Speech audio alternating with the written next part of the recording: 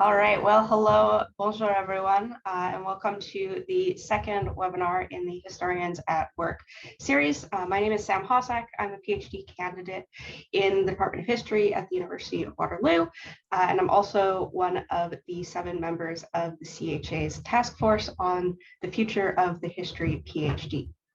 Martin Paquet, who is also here today and is one of the other members of the task force, and I will be co-hosting this session.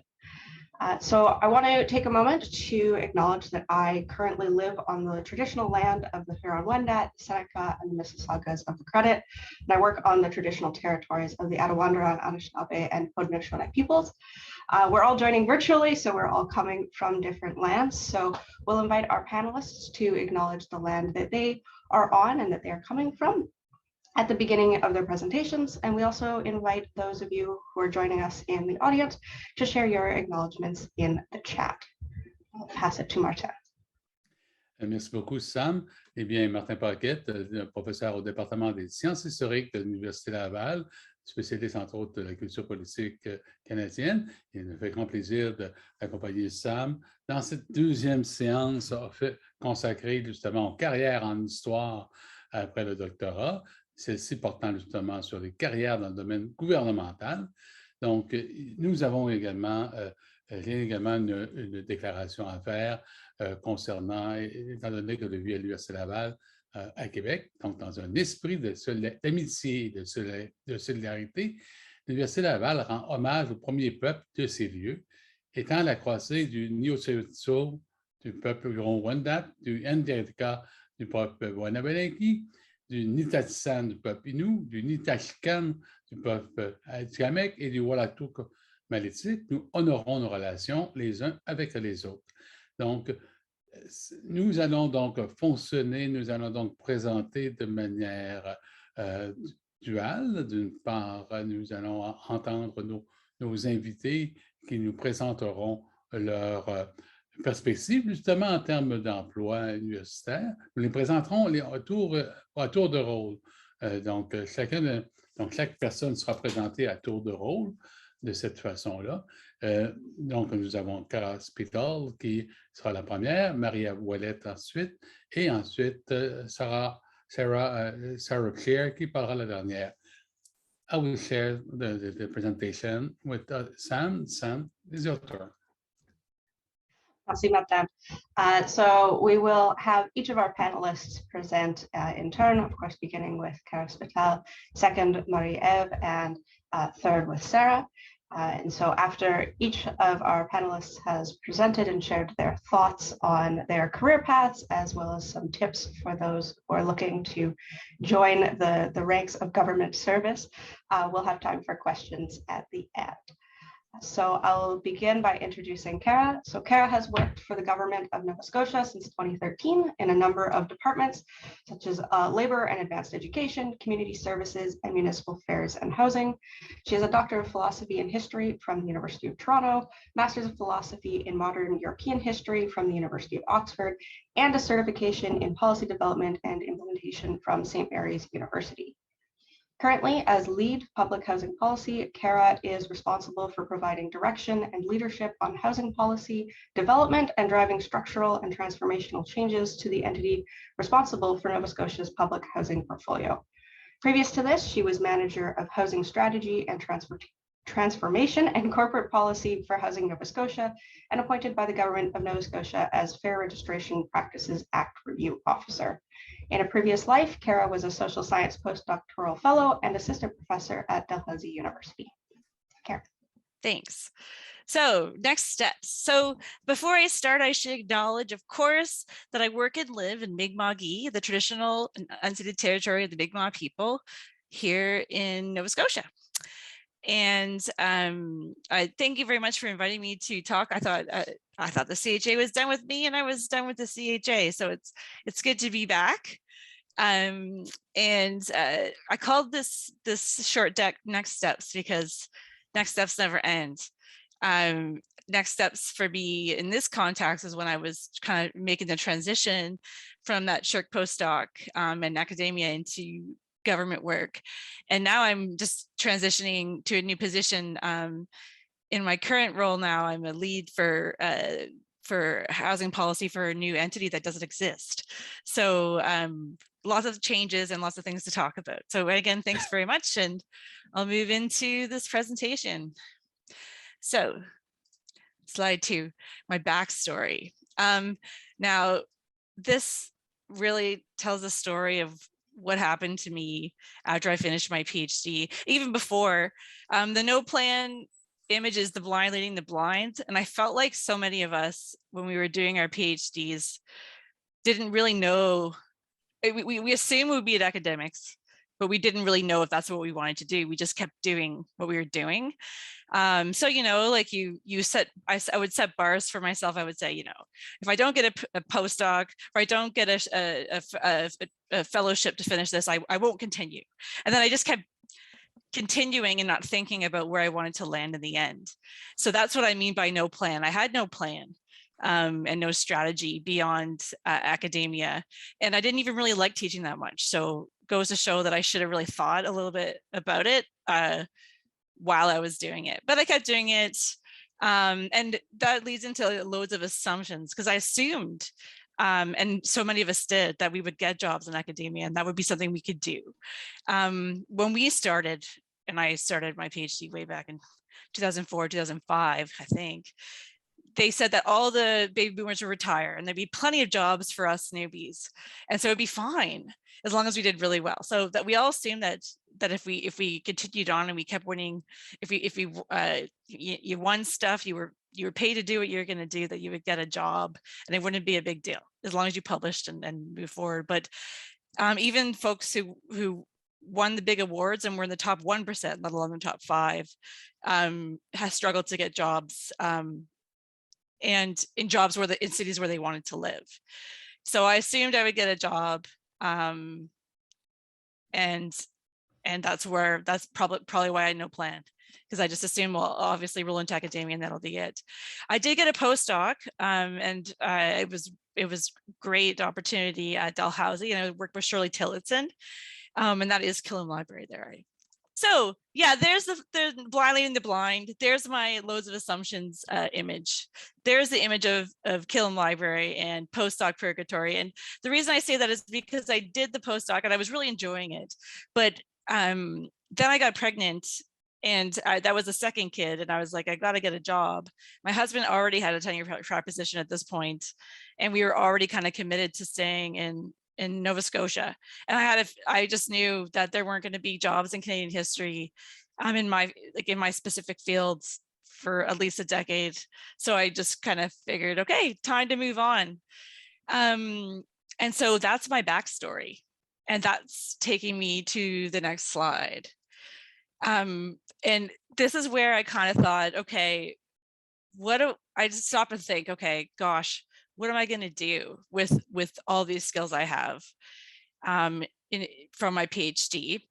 And I was thinking about what the best fit was. And again, I admit that I didn't think too much about it. I figured government was an easy, like a next step to do. So that's why I chose it. I looked at nonprofit sector. I looked at going back to school to do a law degree. And then after, it just didn't seem palatable at the time, especially given that I was having a child and needed maternity leave benefits. So government seemed the best fit at that time.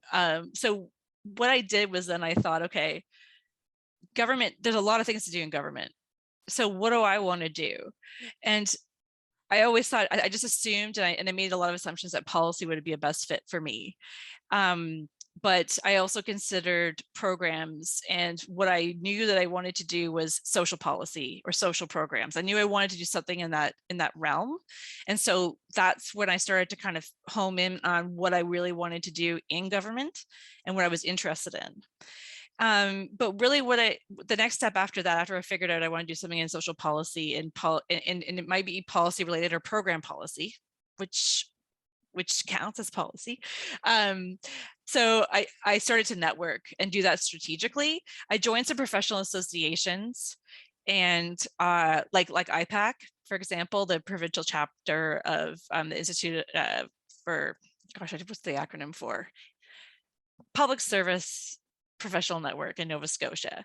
And I started to join groups. I started to do informational interviews. They'll tell you to do that. And that's what I did.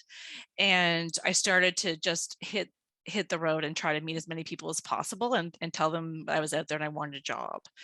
But another thing that helped me get my foot in the door is I got a contract with the Status of Women through my networking. And that enabled me to really connect with folks in government. And that was the key, is getting that contract through Status of Women. And that helped people talk. And that's how the word spread. And it definitely made it easier for me to get a position in government by doing that contract work. I targeted mid-level jobs. So a couple things about that. You really want to be careful, I would suggest, based on your experience doing PhDs, you guys have lots of skills. So don't sell yourself short. I targeted mid-level jobs. I was not willing to start at the bottom if I couldn't help it. I was kind of, I mean, I wasn't desperate enough to start at the bottom at that time. Maybe I would have if there was a different scenario, but at that time, I figured I could start at a mid-level job. And again, the social policy focus. One thing I will say is it's sometimes difficult, depending on where you work, to move into a corporate policy role from a program role. And so so what I wanted to do was ensure that I got, so even though I started in a program role, my first role in government was program specific, I got policy experience in that program role and I started to slowly make the transition to corporate policy. And that was a crucial point for me. So that's how that was my path to government. So tips and tricks. Assume no one really cares about your dissertation or your publications. I mean, they care about it in the sense that you say, I have published things, and they're like, that's great. Next step, let's move on. So it doesn't really matter. It matters in the sense that it sounds impressive, kind of, and then people forget about it. So don't assume that you can hang your hat on what your publication record is if you're trying to get a job in government. Unless it's super related and a niche job, it won't really matter. Learn how to talk and write about transferable skills in a bureaucratic context. So you'll know that when you apply for jobs, there's a grid. Always think of a grid system. Take a look at the job application, think of the skills you have, and map your skills to the job application like a grid, and check things off. Literally, like, highlight them as you go through and make sure you check every box. Then you'll get screened in to job interviews. Build knowledge and networks. Again, you got to figure out what's out there and figure out what the best fit is for you. For me, I happened to get a mid-level job in recognition of prior learning, so adult education programs. And it was because nobody else in the public service was able to fill that role. It was a niche job. And so typically what happens is they start with bargaining unit folks when they're doing screening. They have to start with the bargaining unit before they go external to government to look for people outside. And so it's those niche jobs that they find hard to fill in government that they might repost. And that's a good way to get your foot in the door in government, depending on, again, your circumstances. But anyway, that worked for me. Be pragmatic in the sense that social policy was what I really wanted to do. Would I have taken another policy role? Absolutely. In mining and anything, I would have taken it. Because for me, problems are problems, and analysis and research is analysis and research. So I would have taken a job outside of social policy for sure. And getting the foot in the door is getting that contract or doing some work in some way. I refused to get a master's of public administration after I got my PhD. That was one thing I decided not to do. So to make up for that, I got some experience working in government or for government, and that helped. Prepare for the culture shift. Once you get a job in government, you're going to find it's very different from academia. People don't want, how do you say this? It took me years to work and function properly as a bureaucrat, and I still struggle to this day. Sometimes when you have evidence-based opinion, or if you think you might know based on research and best practice what the answer is, but saying it out loud in a meeting is not always a good idea. And also people, the way that we I don't want to say argue, but the way we debate things in a seminar is very different than the way you debate things in a meeting with other folks in government. So just be aware that there is a culture in bureaucracy that is very different from academia, and just make sure you read the lay of the land before you stomp all over it. And I know I can say that with it because I have experience with that. And adapt. So adapt to the new environment. You're not going to change the bureaucracy. You're just not. It's a big machine. You can change, you can make incremental change and little change, but it's not, the sausage is the sausage, and you're part of making that now.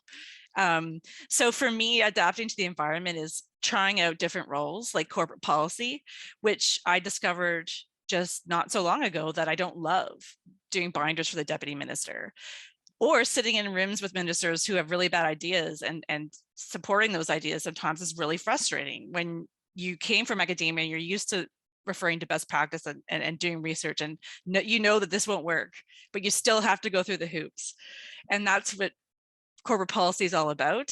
So I'm now moving to a role where I get to focus on a project, and I really find that I thrive more when I can do research and big projects and big transformations and strategic thinking. They really, I find that my skills work really well in that context. So that just works for me. And that's what I mean by adapting to my new environment. Grow by acquiring new knowledge and skills. So go and take your training.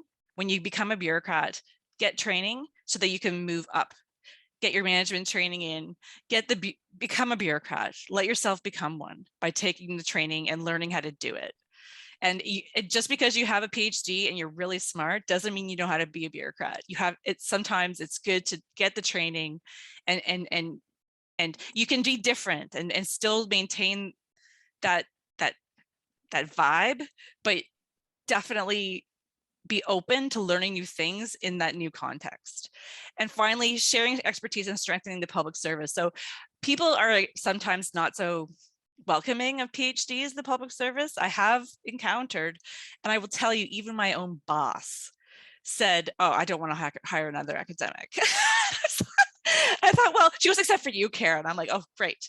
So I'm not trying to say that to discourage you, but I'm saying that you will get in. If you're persistent and you figure out the lay of the land, you will get a job in public service. But then be the change and support other PhDs who want to come in, and then support them to make the transition in a successful way.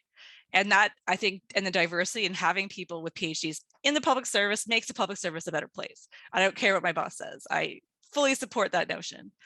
And that's all I have to say. That's my presentation. Thank you to Sarah, Cara, for the very interesting speech. Maintenant, nous allons passer à Marie-Ève Ouellette. Il me fait grand plaisir d'ailleurs d'accueillir Marie-Ève Ouellette ici, qui est une docteure en histoire de l'Université de Montréal. Elle est une historienne fort expérimentée, et ça, je pourrais vous indiquer tout ce qu'elle a fait. Elle est actuellement conseillère en patrimoine culturel au ministère de la Culture et des Communications du Québec depuis 2019. En 2018, elle a publié « Le métier d'intendant en Nouvelle-France et en France au XVIIe siècle » aux éditions du Septentrion, qui est le fruit de ses recherches doctorales. De 2007 à 2015, à la tête de la compagnie d'animation des services historiques 6 associés, elle a travaillé sur de nombreux projets touchant l'histoire et le patrimoine de la région de Québec et a dirigé la publication d'une collection de livres tirés des visites guidées des 6 associés parus chez Septentrion, entre autres Crimes et châtiments en 2013, Luxe et Yvonnerie en 2013, Docteur guérisseur et fossoyeur en 2015 et La Noël au temps des carrioles en 2019, ce dernier écrit avec l'historienne Émilie Guilbeault-Caillé. Donc, je laisse la parole à Marie-Ève Ouellette, qui nous présentera justement son parcours et ses conseils. Marie-Ève? Merci beaucoup, Martin, pour cette présentation. Pour ma part, je me trouve à Québec, dans la ville de Québec, à la croisée du Nya-Wentio, du peuple Huron-Wendat, du Dakina, du peuple Wabanaki, du Nitassinan, du peuple Innu, du Nitaskinan, du peuple Atikamekw et du Wolastoqiyik-Malecite. Alors, dans un esprit d'amitié et de solidarité, je rends hommage au premier peuple de ces lieux. Je suis très heureuse d'être ici, d'être parmi vous virtuellement aujourd'hui. Ça me fait toujours plaisir d'échanger autour des différents parcours à la fin des études en histoire. Peut-être un petit résumé sur mon propre parcours. Alors moi, j'ai eu un parcours très classique à l'intérieur de l'université, de faire ma maîtrise et mon doctorat et de me rendre jusqu'au post-doctorat. Par contre, à la suite de ma maîtrise, j'ai trouvé plutôt difficile d'être 100% dans l'écriture. Alors, il s'est présenté une occasion au début de mon doctorat de m'associer avec un ami qui travaillait dans le domaine de l'interprétation du patrimoine, qui possédait une petite compagnie à Québec qui s'appelait les Services historiques 6 associés. Alors, je me suis associée avec lui et c'est de 2007 à 2015 dans cette aventure-là que j'ai pu vraiment découvrir l'étendue du monde de l'histoire et de la culture et du patrimoine à l'extérieur de l'université. Alors, j'ai vraiment mené, je dirais, pendant toutes mes études, une double vie, comme je le dis souvent, là, entre ma thèse, mes recherches, les colloques, les publications, donc toutes les choses que l'on fait à l'intérieur du milieu académique et parallèlement mon implication là, pour gérer une compagnie, être chef d'une petite entreprise, apprendre à travailler comme consultante, à travailler à diriger des employés, à être chargée de projets dans plein d'occasions différentes. Alors, c'est vraiment de cette façon que j'ai eu un parcours double pendant toutes les années de ma thèse. Et c'est un des premiers conseils que je pourrais peut-être donner à ceux qui se demandent qu'est-ce qu'ils vont faire après la thèse. Je vous dirais de vous poser cette question-là pendant toute la durée de votre thèse. C'est-à-dire que je crois fondamentalement qu'il ne faut pas voir le doctorat simplement comme un diplôme, mais il faut voir le doctorat comme des années durant lesquelles on va accumuler un maximum d'expérience, de réseau, de personnes que l'on connaît. Et il faut vraiment profiter des années où on est un peu protégé par la bulle de l'université pour maximiser son réseau, maximiser les différentes expériences. Pendant qu'on est au doctorat, on a souvent un peu peur du futur et c'est très normal, mais c'est aussi un moment où notre statut d'étudiant nous permet d'accéder à différentes expériences d'emploi et même différents programmes pour accéder à des programmes étudiants. Donc, il faut vraiment en profiter pendant cette période-là pour ne pas avoir peur là, d'explorer différentes avenues. Et en ce qui concerne les emplois au gouvernement, je vais vous parler surtout du gouvernement du Québec que je connais, mais il existe des emplois étudiants au gouvernement du Québec dans beaucoup de ministères. C'est le cas au ministère de la Culture où je travaille. Et ces emplois étudiants sont une excellente porte d'entrée pour ensuite obtenir des postes réguliers. Je travaille, moi, avec des gens qui ont commencé au ministère comme étudiants et souvent, on va vraiment acquérir de l'expérience dans le fait de travailler au gouvernement. Ma prédécesseure parlait du fait que c'est une culture en soi, les ministères, les organismes gouvernementaux. Bien, c'est une excellente façon des emplois étudiants de se familiariser un peu avec cet environnement-là et de voir si ça nous intéresse. Bien entendu, on peut aussi faire du réseautage, mais les emplois étudiants sont une bonne façon d'essayer et aussi de se faire un réseau dans ce réseau-là. Et d'ailleurs, je voudrais dire que personnellement, je n'ai jamais pensé que, de toute ma vie, je n'ai jamais pensé que je travaillerais dans un ministère. J'avais beaucoup de préjugés moi-même avant d'y travailler, mais à la suite de mon doctorat, il s'est présenté une opportunité d'un contrat de 6 mois dans un organisme à Québec qui s'appelle la Commission de la capitale nationale. Il y a l'équivalent à Ottawa, peut-être que vous connaissez là, la Commission de la capitale nationale au fédéral.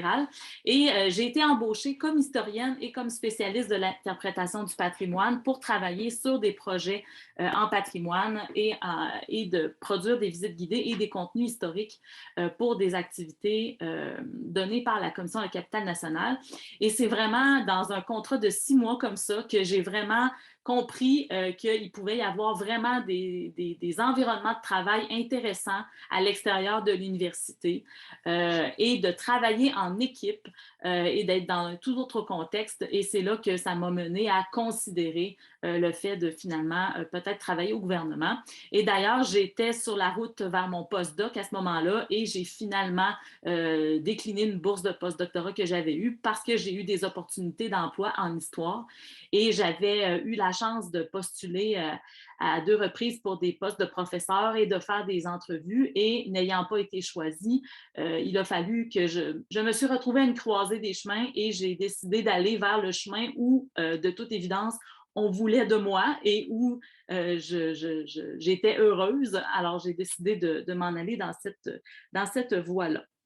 J'ai eu la chance quand même jusqu'à présent de travailler comme historienne dans un contexte gouvernemental, mais il faut aussi dire, comme ma prédécesseure l'a dit, que les compétences que l'on acquiert comme historienne, comme historien, sont tout à fait transférables dans beaucoup de types d'emplois au gouvernement.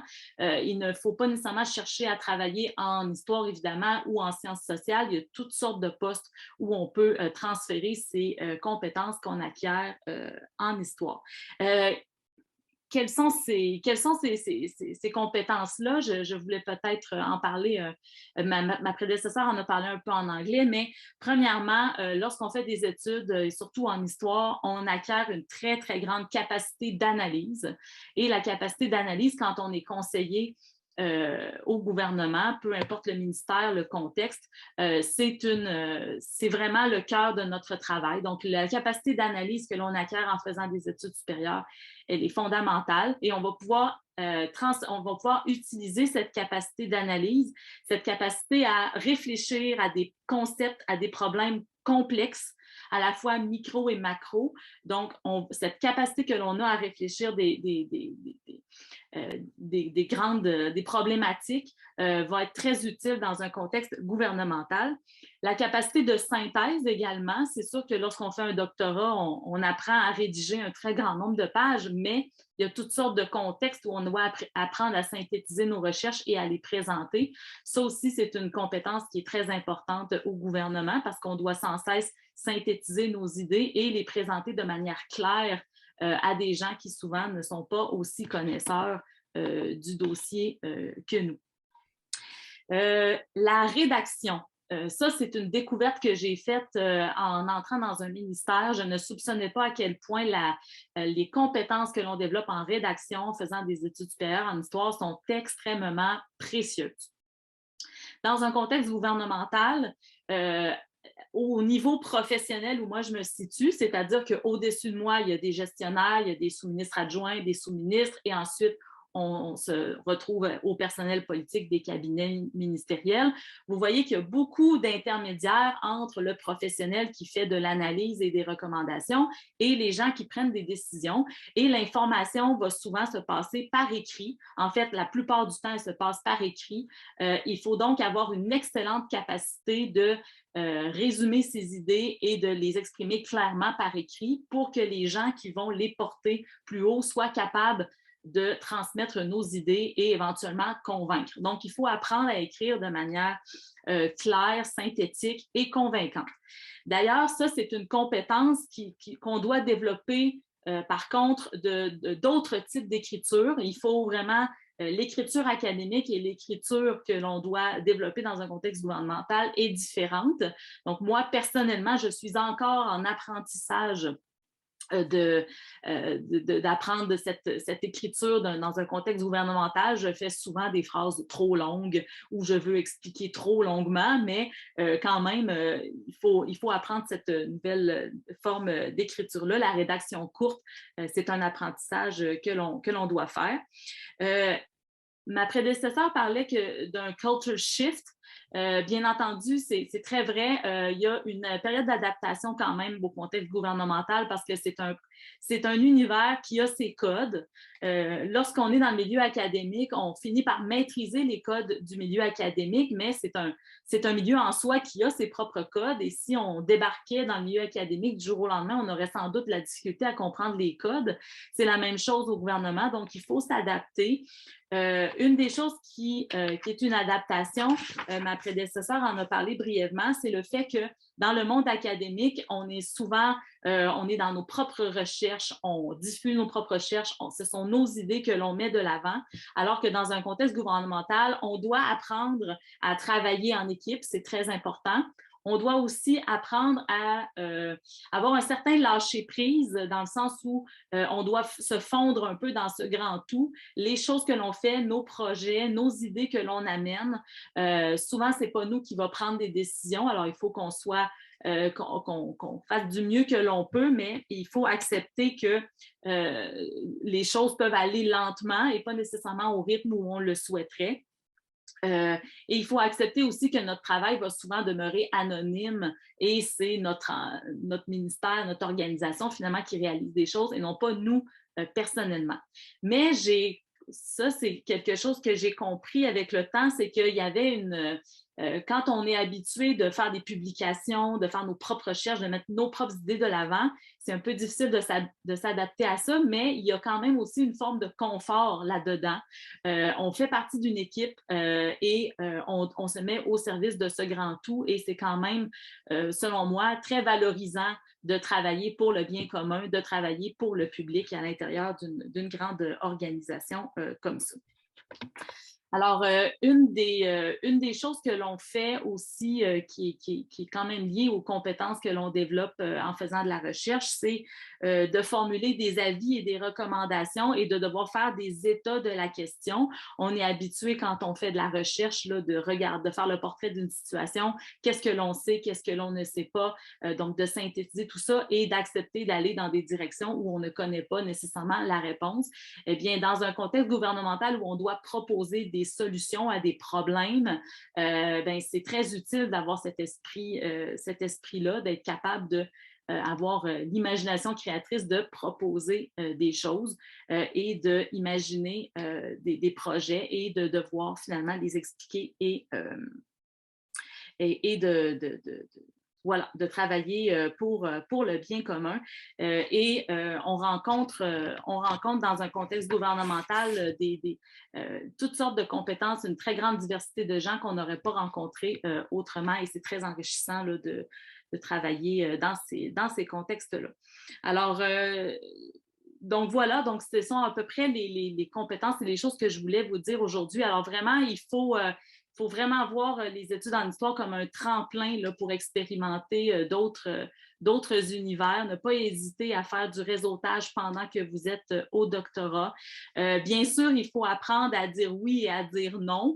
Et il faut soigner aussi vos relations parce que quand on fait des contrats, des implications, votre réputation individuelle va être votre meilleur atout après vos études pour pouvoir vous trouver un emploi. Alors, c'est très important de soigner votre propre réputation et de dire oui à ce que vous êtes capable de faire et non à ce que vous n'êtes pas capable de faire, mais vraiment de considérer ces années-là comme source d'apprentissage. Voilà, je vous remercie beaucoup de m'avoir écouté. Merci beaucoup, Marie-Ève. Sam? Merci, Maria. Okay, so our last panelist today is Sarah Shropshire, who completed her doctorate at the University of Guelph through the Tri-University program under the guiding hand of exceptional in every way supervisor Catherine Carstairs. Sarah's dissertation, Sun Science, Environmental Health, Medical Specialization, and Body Politics in 20th Century Canada, was defended in December of 2021. And in parallel to her doctoral work, Sarah has worked in the Government of Canada for the past 6 years. Her first 5 years were spent as a labor market researcher at Employment and Social Development Canada, where, pertinent to today's discussions, her work included examining training and accreditation systems and in-demand skills in the Canadian market. She is currently a senior policy analyst at the Public Health Agency of Canada in the Centre for Chronic Disease Prevention and Health Equity. Sarah. Thanks, Sam, and thanks for everyone for coming out. I am going to speak a little bit now about my own path into government, and which I see some parallels in with what Kara and Marie-Ève have done, but also some unique components to it as well. So I'll speak a little bit about how I got to where I am and what I found along that path that has led me to believe that government actually has a lot to recommend it in terms of a career option. And then, since we have a little bit more time than I thought we would, I'm going to try to speak a little bit about some of the big lessons I've learned along the way that will have broader applicability for all of you. And I don't think we'll have quite time in 15 minutes to get into a training blast of how to go about, checking the different boxes of a, matrix for application that Kara started to talk about, since it is quite a process. But I'll try to leave you with at least some of the key takeaway points that can help you along your way. So, whereas Marie-Ève has described a very linear path along her schooling and education, mine was actually quite a bit more divergent or tangential. And I'm someone who started as in school life. I took one path studying international relations. I subsequently became a manager of a recreational facility. I ended up becoming an opera singer and training in music. I went back along the way to academic life to pursue history, which was something I'd always had an interest in. And as you heard in the introduction in my small bio, I did not do that doctorate separate from my professional life. When I was, I suppose, four and a half years into my doctorate, I took a long time to complete, partially from trying to do both things at once. But I was a pragmatic person who realized I was going to be reaching the end of my external funding period. And I had made a promise to myself that I was never going into debt for any of my graduate work.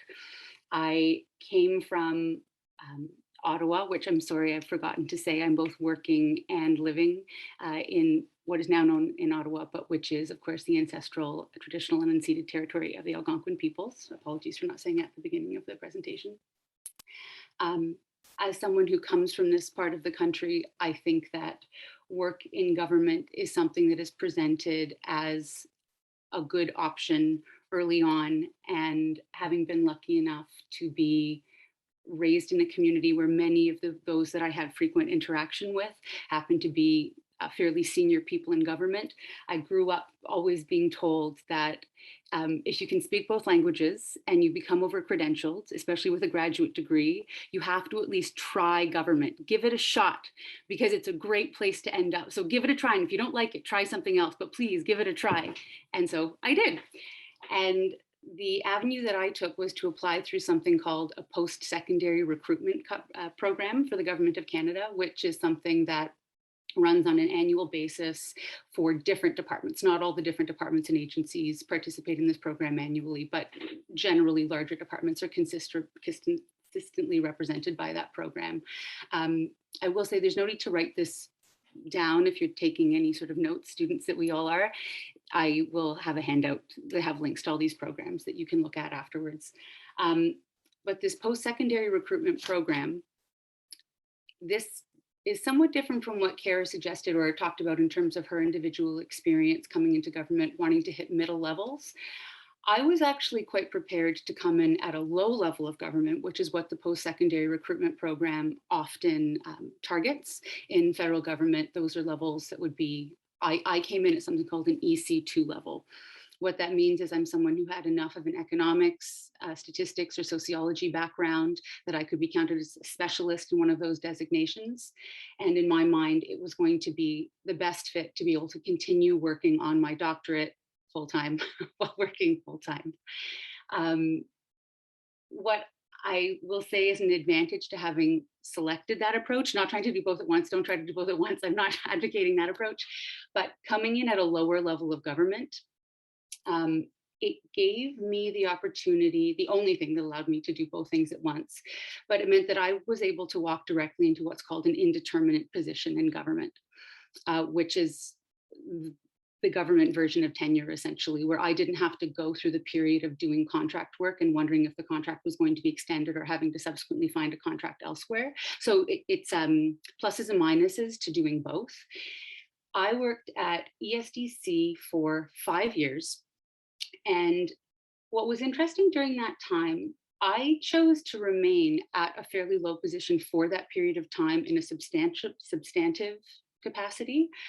But because I was someone coming in who was acknowledged, as much as doctorates are sometimes thought of something that people don't want to hire, they do actually have enough cachet still that if you can substantiate them and show good interpersonal skills in addition to that accreditation, it is possible to stand out very quickly. So even though I served in a fairly junior role at a substantive level, during that 5-year period when I was completing my doctorate, where I had a child, where I moved, flipped houses, went through serious medical issues, during the period where I was able to work more intensely, I was able to do acting positions at higher levels and in different parts of the department that allowed me to build an active network, as well as developing more of a diversity of skills. One of the other things that I want to say about coming in at that level and the team that I ended up on is that this may have been an exception given that I was placed on a research team, but I landed on a team where virtually every person on that team either had a doctorate or was a doctoral candidate. And this is more common in the federal government, I believe, than in many provincial governments that I've worked with. A lot of my work now with the federal government is doing provincial and territorial engagement. And granted, public health agency is one that is infamous for drawing in and cultivating PhDs, often in sciences. But by being with that team that had clever, accomplished people on it, who were a pleasure to work with in many cases, I think that it was one of the fastest things to flip the switch for me, to stop thinking about government as an interim short-term solution that I was doing for, resume development or for, financial padding for my personal life, as opposed to becoming something that I could see myself doing in the long term. So I thought that was a bit of a gift, at least from my own personal experience. Once I finished my doctorate, or I knew that I was in the closing stretch, the true closing stretch, because I think I had about 12 closing stretches in my 10-year period trying to finish the doctorate. That is when I basically took the leap to say, I'm done being at this junior level. I want to be in substantive positions that are more senior.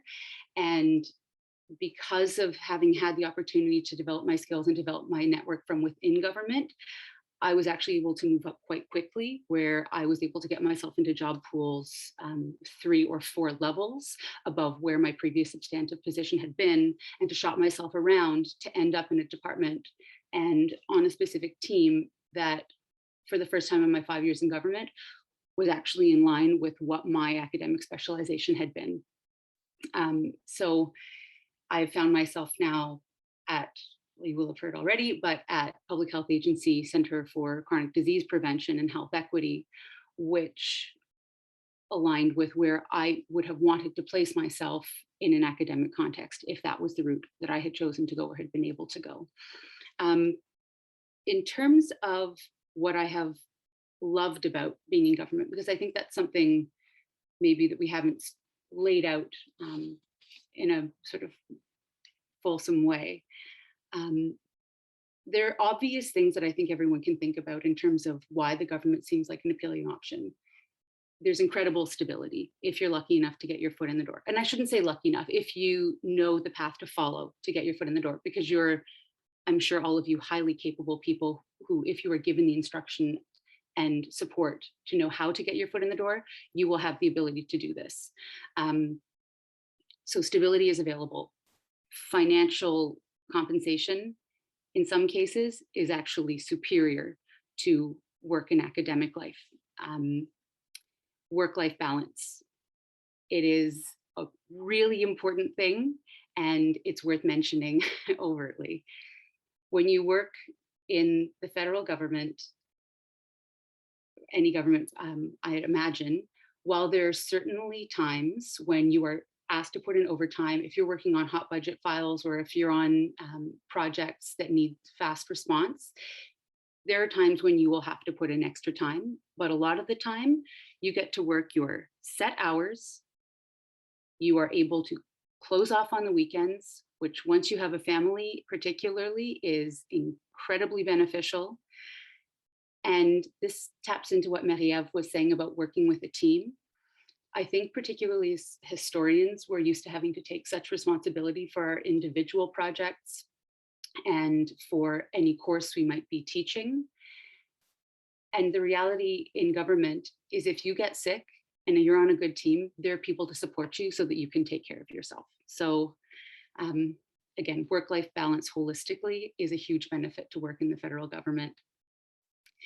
And some of the other pieces that I think have already been hinted at, there is an incredible ability to expose yourself to new ideas and new learning opportunities constantly. Government has so many different avenues that you can pursue, different departments, different types of positions, whether you're in operational management, strategic policy, different individual program management.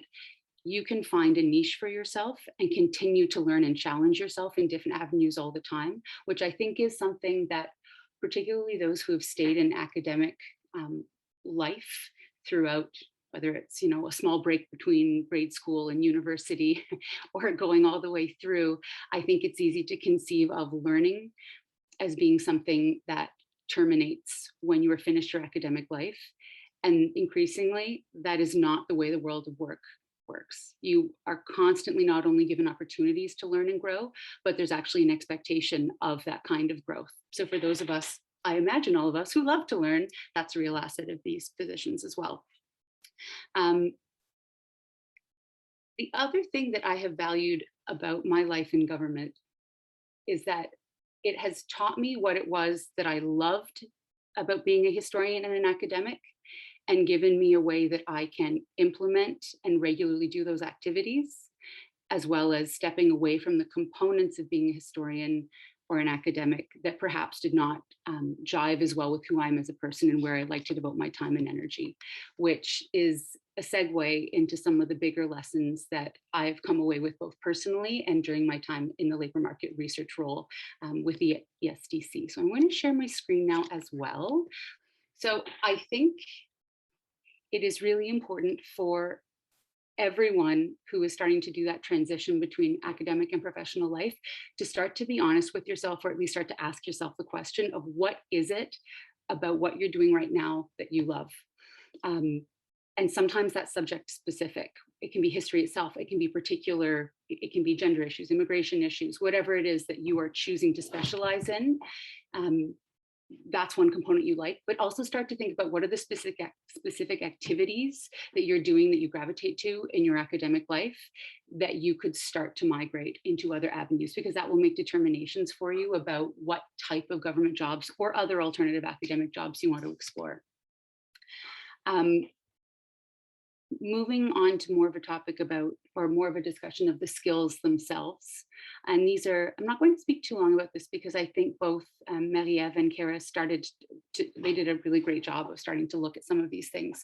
But I also want to flag that we are not alone in some of these assessments we're giving about what historians are good at, and our personal experience of the fact that these are things that have broader applicability in the world of work.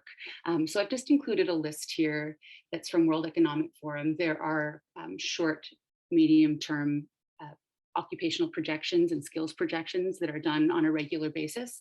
And currently, these are the top 10 skills that are anticipated to be in demand in the workforce by 2025. And if you look at them, all of these ideas of analytical thinking, critical thinking, creativity, innovation, those are a lot of the things that historians actually do really well. This big picture thinking, Kara talked about strategic planning, strategic outlook. A lot of that really is the big picture thinking that historians are well placed to succeed at and have a lot of experience doing in terms of the way that we look at problems. Something else to be aware of, however, in terms of the reality of how to implement these skills in your professional life, many of the skills that we have talked about, analytical thinking, problem solving, those are skills that are often referred to as soft skills. Things that are less quantifiable. I don't actually agree with this slide entirely saying it's unquantifiable. I worked on the team that was supposed to define what essential and soft skills are about 3 years ago, and we couldn't agree about the definitions and exactly where we should place some of these things.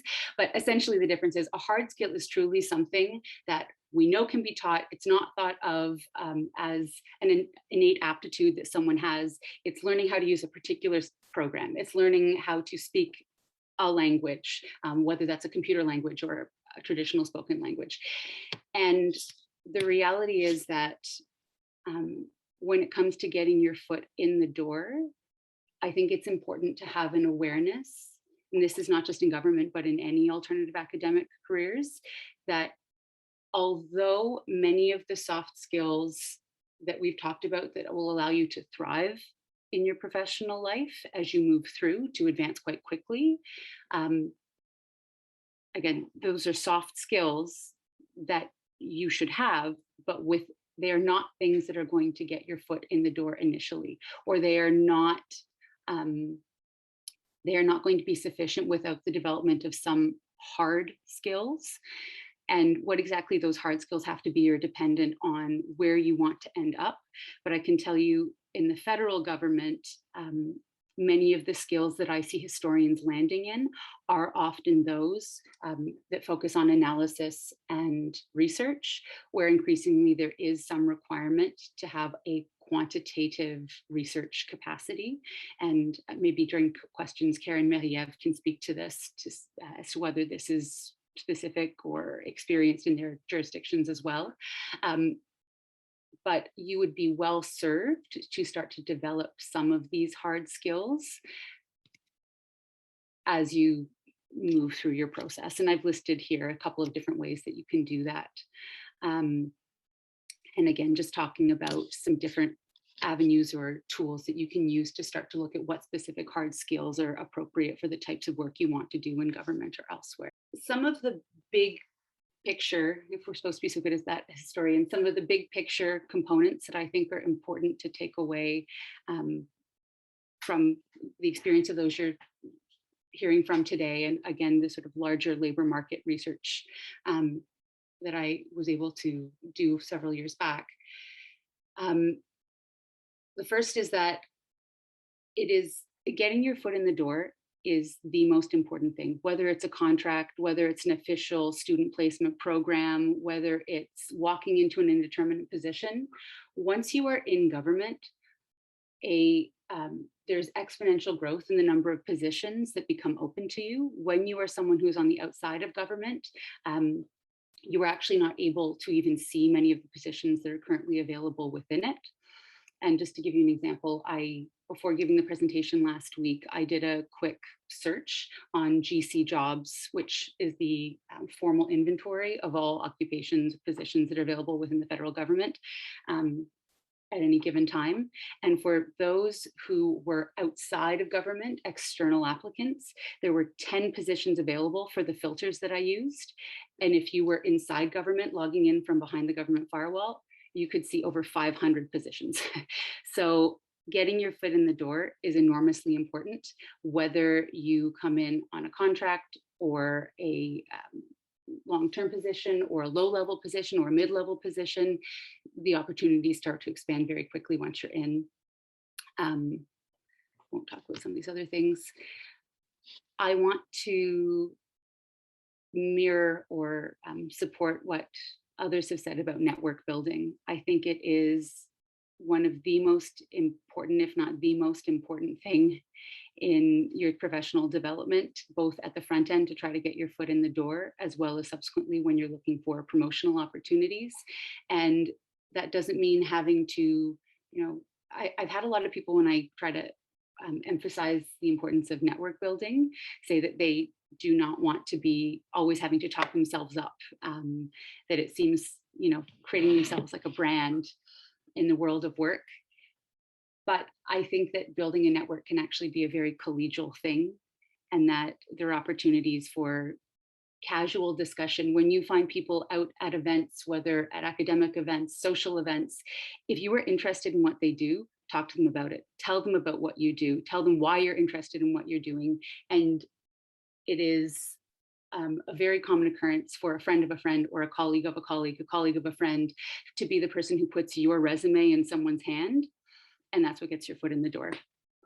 So be thinking about the people you have the opportunity to talk to. And the last thing, I guess, before I think I've already spoken quite long enough, but you are at a point in your development moving into professional life where you do have some opportunity to plan and be really proactive about figuring out what you think your best fit is going to be and what the best place for you to land is to develop the skills that you need to get into those places. But I really do think that some of the best careers often develop by surprise and very organically. All three of us who've spoken today, I don't think we plan to end up exactly where we are. But we pursued those new opportunities and they took us to some really exciting places where, again, I feel like in government, I have a lot of personal gratification and support doing what I'm doing, but also feel like I get to make some really meaningful contributions that I'm grateful to be able to give. So I will leave it there and hopefully there are opportunities to bring out the rest of the information and questions. Okay, thank you so much, Sarah. That was a great presentation. All right, so it looks like we have about 30 minutes now for questions. Donc, la parole est à vous. Donc, je vous demanderai d'ouvrir votre micro si vous voulez parler. Une chose intéressante que Marie-Ève soulignait au tout début, one thing very interesting que Marie-Ève stressed on in the beginning is the formation before the feeding. And the experience before the feeding. Marie-Ève a une expérience même très intéressante dans le cadre justement du moment qu'elle était à sa maîtrise, au doctorat, ces travaux qu'elle a fait entre autres avec les 6 associés, avec la formation qu'on peut obtenir justement dans le cadre de ces contrats qu'on peut faire en tant que tel. Do you think it's important to have job experience before the 3D for your job you have now? Je vais commencer par répondre à ta question. Moi, je crois que c'est très important de commencer à bâtir notre CV et nos expériences hors université pendant que nous sommes encore à l'université. Et ça a un lien avec les soft skills, hard skills dont il a été question il y a quelques minutes. Effectivement, il y a beaucoup de compétences qu'on acquiert à l'université en faisant des études en histoire ou dans une autre discipline qui sont difficiles à traduire dans un CV. C'est pour ça qu'il faut aller chercher certaines expériences de travail où on va pouvoir concrètement appliquer et travailler à des projets qui sont plus faciles à concrètement expliquer et à montrer à un éventuel employeur. Donc, le diplôme, les compétences qu'on acquiert, c'est important, mais pour se distinguer des autres qui vont avoir souvent les mêmes compétences que nous, c'est important aussi de participer. Et je pense que de plus en plus, le marché du travail en histoire a beaucoup évolué. Moi, j'ai terminé en 2014, mais depuis 2014, ça a continué d'évoluer. Il y a quand même des opportunités là, pour des étudiants là, qui veulent faire des contrats, participer à des projets. Il faut profiter du doctorat où souvent on a des bourses. On n'a pas nécessairement d'obligation d'avoir des emplois à temps plein. Donc, pour prendre des opportunités puis pouvoir avoir des petites expériences d'emploi qui vont pouvoir garnir notre CV extra-université. I will translate short, and I will say after to Sarah. Marie-Ève said the job market evolves constantly and well fast, and it's very important to have some experience before. Sarah? I would add that you don't want to undersell the real world life experience that you gain during the process of the doctorate itself. I think a big part of it, and Kara sort of inferred this in her presentation, I believe, but you simply need to learn how to speak about what you already know how to do in the language that hiring managers understand. That's one thing that I think often historians are not great at doing. For instance, understanding that when you do a literature review for a specific project, say for your dissertation, you are learning how to assess the merits of different data sources and to analyze the strength of different perspectives in order to come to a holistic synthesis or analysis of a body of work. So a lot of this really is just learning how to speak it out in the language that others want to hear. Sure. Well, I was going to answer the one in the chat. Teaching skills. So that's interesting because teaching skills because I mean, in Nova Scotia, they count, they're looking for work experience, and that will determine, and I think Sarah alluded to this as well, that will determine the level at which they'll rank you, along with alongside the compensation. There's a compensation framework, and they line these things up. It's very bureaucratic, and so teaching, it's tough because the PhD and the teaching and the work you do is a real job. There's no doubt it's a real job. Sessional work, real job, but it doesn't take you super far when they start counting the years of experience you have. That was my experience. Now, the PhD combined with the teaching got me to in middle management, got me to the highest step in the section I was in. And I don't want to go into the levels, but yeah, so the combination of education and experience is great, but it's always good to get practical experience as well. I'm not sure if I'm answering your question, Catherine, about teaching, but it also depends too, because I got a job in education. So yes, having that teaching and curriculum piece around, how to develop a course and a program and work with students, that helped me get into a teaching specific and education specific job. La question d'enseignement, effectivement, c'est une question difficile.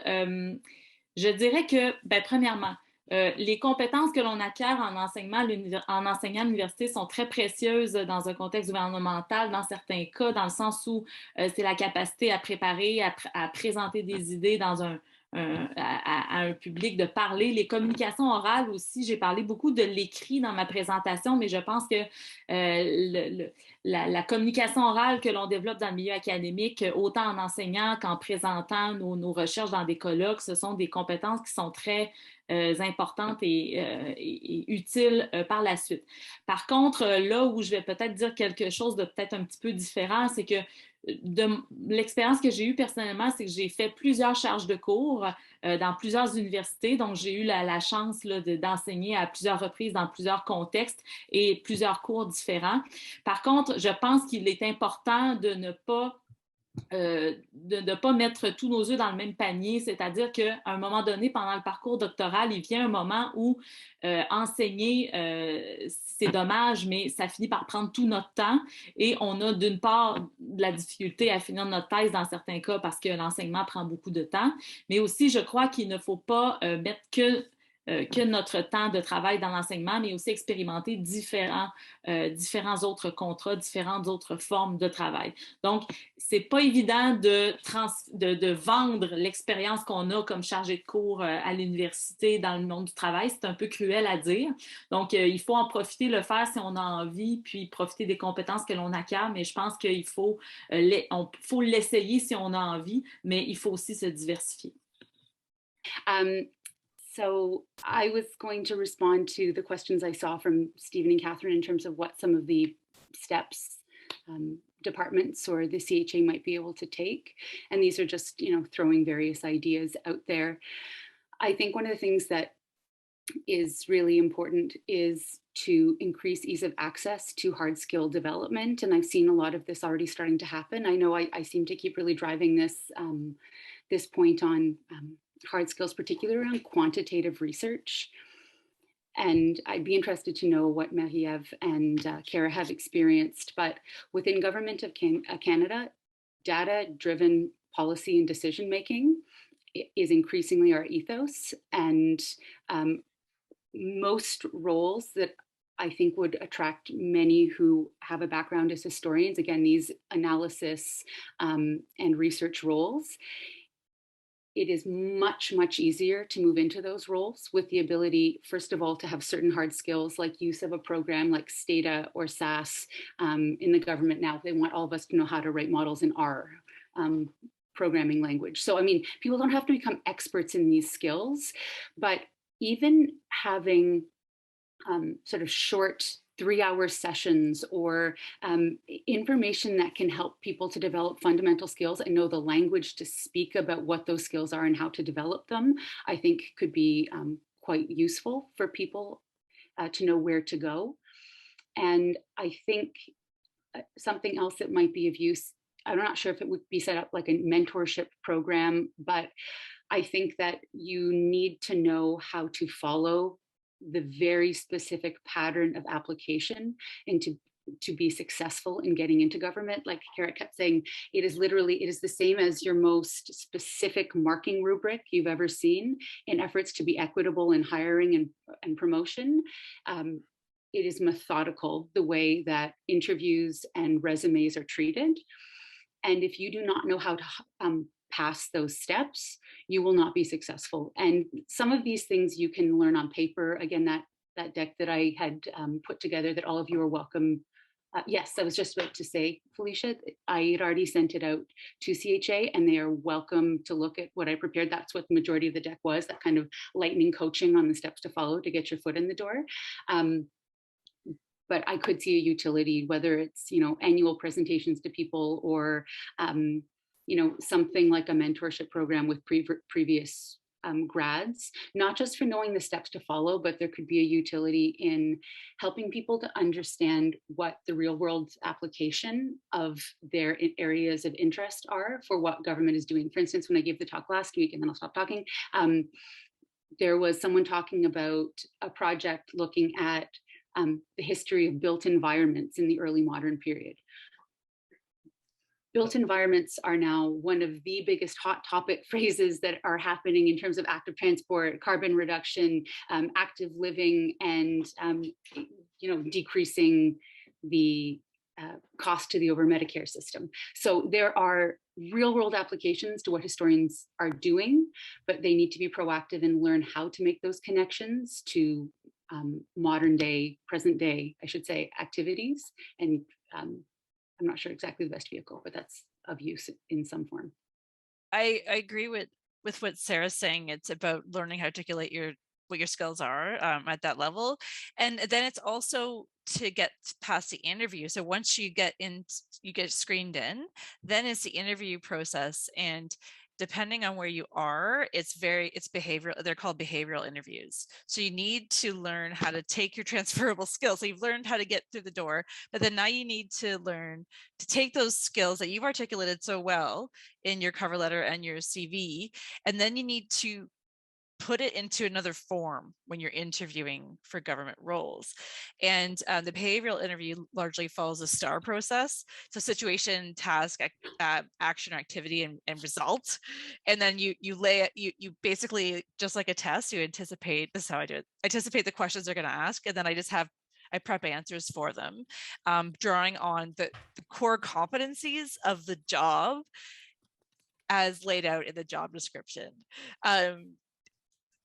That's the short of the long. So you have to get into the thing, and then you have to put, then you have to do the STAR in your interview and make sure that you aren't prescriptive and you have a narrative and a story to tell. So you're not like trying to hit the competencies like a automaton, but you're more, you're fluid in your response, but you're addressing all the key requirements of the position. Sarah, I think you had something to say about the federal government level for the language levels. Yeah, there is a wide range. There are positions in the federal government designated as English essential or French essential. There are also there are 3 types of language categories. There is your written proficiency. I'll say them in order. It is your understanding of written text. That's one. Two is your ability to write in the second language. Third is your oral spoken proficiency. And all of those three are graded on a scale of A beginner to C expert or E exempt. Just like the process of knowing how to apply for an interview, or to a written job application, or how to do an interview, doing French language levels in the federal government is actually very similar. Par exemple, je suis quelqu'un qui est absolument capable de parler en français et aussi de travailler en français. I can speak and work in either language, but I received only a B level for my spoken French because no one told me that I had to use 4 phrases containing subjunctive conjugations in order to receive my C level. So I did not use them and I did not get a C, I got a B. So you have to learn. I know many, well, not many, I know a few people who are fluently bilingual who couldn't even say if they're an Anglophone or a Francophone, who have they just pick one of the languages and they do that as their second language since it's a requirement. And they have not gotten their C or E levels because they don't know how to take the exam. So those are the steps and the hoops that you have to jump through in government. But in terms of the levels that are required, it is most common by the time you reach working level, but senior working level positions. That could be for program management or analysts, researchers. You increasingly need to have some functional, professional second language requirement. And senior management, you must be functionally bilingual. Thanks a lot. Veux-tu ajouter quelque chose là-dessus, Marie-Ève? Ben, c'est certain qu'au gouvernement du Québec, la langue de travail, c'est le français. Donc, il n'y a pas de... C'est pas du tout la même situation. Je pourrais pas répondre pour l'ensemble du gouvernement du Québec, évidemment, là. Mais c'est sûr qu'il y a des postes où l'anglais peut être un atout. Mais bon, moi, dans mon cas, il n'y avait absolument pas d'exigence là, au ministère de la Culture, des communications. The next question is from Alexandra, who asks, are the government positions at all open to applicants from abroad or those who did their PhDs outside of Canada? Which is maybe a fairly specific question, but perhaps you might have some ideas. As someone who had to work on the temporary foreign workers program, I know quite a bit about this. But essentially, at least with the federal government, it doesn't matter where you did a doctorate, you simply need to be legally able to work in Canada, whether as a citizen, permanent resident, or to have some form of work visa. Generally not, if you are a foreign student who is here on a student visa, you would not, in most cases, be able to take employment anywhere off of campus. You're restricted to working on campus. But there's the location of the doctorate is the material.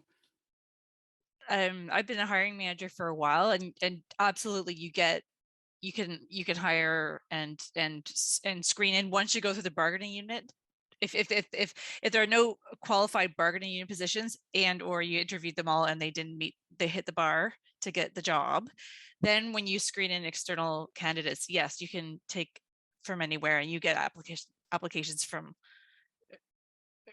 different places around the world and across the province, and that is not an impediment. So for example, we've hired folks from Alberta, we've hired folks from, I just had one of my staff, sorry if you hear my dog barking, I just hired someone from Toronto and they moved here. So there's flexibility, and and if you're the best person for the job, you're worth waiting for, in my experience. This is from Felicia. It's for Kara. You mentioned that you refused to apply to low-level jobs and only applied to mid-level, and that you refused to do a master's in public administration. Was it hard for you to stick to these refusals? Were others also refusing? And do you think we can refuse as well, especially if we have other experiences? That's a great question. And I didn't mean to suggest, by the way, that going that route is a bad idea. It will certainly help you get a job in government. So going to get an MPA or any kind of master's in public health or whatever thing you want to do as a bridge into government will certainly help you get a job. You will get a co-op opportunity through an MPA program that will help you get the connections and the work experience you need to get in the door. Absolutely.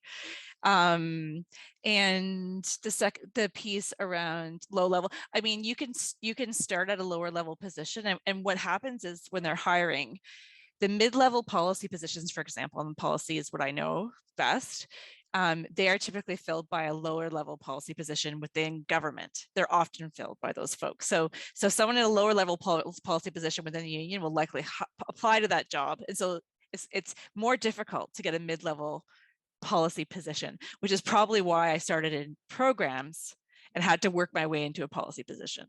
So if that makes any sense, that's the route I took. So if you want to go directly to policy position, then you will have definitely better luck applying to a lower level policy position, a starter policy position. And as Sarah said, you will quickly move up with your experience and skills as a PhD student. You are doing a jurisdictional scan will take you 0 minutes. Doing all the work you need to do as a junior policy analyst will take you no time. So that's what I've seen it happen with other folks. So anyway, so yes, it depends. And it depends how much time and how long you're willing to apply and wait for a mid-level position as well. So maybe it took me longer to get that mid-level position than it would have if I had accepted lower level policy positions. So it's just a matter of what you have the stomach for and how persistent you are and how many jobs you're willing to apply for. I think it's about that. As in terms of the MPA, it just wasn't my cup of tea. And in hindsight, having hired many MPAs, I just don't, this is just my personal opinion. I don't see a need. That's work experience. That counts, especially if you're applying for a job with a link to that. What works for me may not work for others. I went in at what is considered the most junior sort of policy analyst level. They're called EC categories, economic sort of social scientists in the federal government. And within, I don't even think it was 6 months, but I was already being asked if I was interested in positions 2 or 3 levels higher within a 6-month period. You do not have to stay in junior positions for long. And as I've already said, the volume of, and again, I'm speaking my federal government experience, but the volume of positions that you are not able to see as an external person are just so much higher that if you're willing to put in a very short period of time at that lower level, you will suddenly be able to apply for, 10 positions or even look at 10 positions as potentially interesting to you that you would never even have been able to see if you hadn't started that lower level. So, à propos de ce sujet-là, je comprends très bien ce que Cara disait parce que moi, personnellement, après le doctorat, il était absolument hors de question que je refasse un diplôme quelconque. Je me suis dit, je vais me débrouiller et je travaillerai là où je pourrai. C'était absolument hors de question pour moi de retourner à l'école. Donc, moi, j'ai un vécu semblable. Par contre, j'ai plusieurs amis qui ont fait des diplômes en administration publique et ça les a aidés du point de vue du réseau, comme Cara disait. Donc, quand on veut changer de trajectoire, surtout si on ne finit pas sa maîtrise ou son doctorat et là, on veut changer de trajectoire, ça peut être utile de faire de tels diplômes pour le networking puis les réseaux qui vont avec. Et puis, simplement un petit élément pour compléter ce que Sarah disait. Au gouvernement du Québec aussi, la beauté de travailler au gouvernement du Québec, c'est qu'une fois qu'on est rentré, après ça, on peut appliquer sur beaucoup de postes différents. Donc, l'important, c'est si on veut évoluer dans cet environnement-là, il ne faut pas trop se faire de pression nécessairement pour le premier emploi qu'on va occuper. Il faut rentrer, puis ensuite, on fait ses preuves, puis on peut appliquer dans différents ministères selon des postes qui correspondent à notre échelon. Donc, la beauté de travailler au gouvernement, c'est qu'on a accès à toutes sortes d'emplois, toutes sortes d'environnements différents.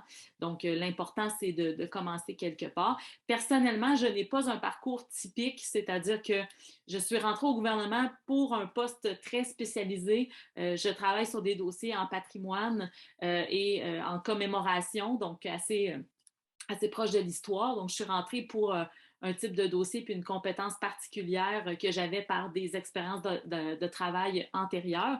Mais la plupart des gens avec qui je travaille sont rentrés en bas de l'échelle et ont fini par grimper les échelons pour se rendre à des postes où il y a beaucoup plus d'analyse et de policy making. Donc, je crois que cette route-là, elle est très intéressante aussi. The last question speaks to our task force goals, which is what can the CHA and history departments do to support these career pathways in terms of training, guidance, internships? Je peux peut-être commencer brièvement, rapidement. Moi, personnellement, j'habite à Québec, qui est la capitale. Donc, c'est à Québec que la plupart des ministères et organismes du gouvernement du Québec sont. Donc, quand on habite à Québec, on a une assez bonne connaissance de l'existence du gouvernement du Québec comme employeur. Mais ce que je remarque, c'est que dans les autres régions du Québec, quand j'ai parlé de ça dans d'autres circonstances, souvent les étudiants n'étaient pas au courant des opportunités d'emploi puis de la façon dont on peut être au courant. Donc, je pense que les départements d'histoire ou les services d'aide à la recherche d'emploi dans les universités pourraient déjà en faire plus pour présenter aux étudiants ces opportunités-là. Aussi, présenter aux étudiants les processus. Sarah en a parlé, mais ça peut être des processus assez lourds. Même moi, quand je vois des offres d'emploi au gouvernement fédéral, j'ai peur en lisant les offres d'emploi. Donc, ce sont des processus qui peuvent être assez lourds quand on ne les connaît pas. Donc, déjà, d'aider les étudiants et de leur donner quelques ressources pour savoir où appliquer puis comment chercher des emplois, ça pourrait être une piste. Letting people know that hard skills development is something that will greatly strengthen their applications.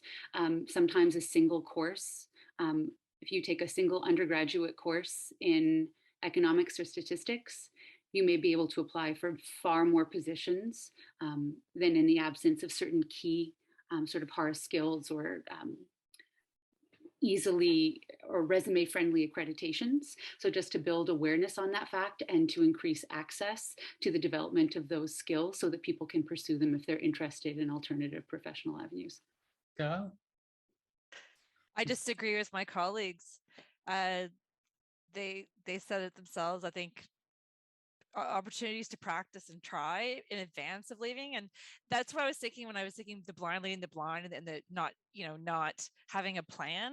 I think getting people to start planning early instead of just blindly following we just didn't think about it and what we were going to do. So I think having some career counseling and career development pieces like during the PhD would have nipped some stuff in the bud for me, maybe.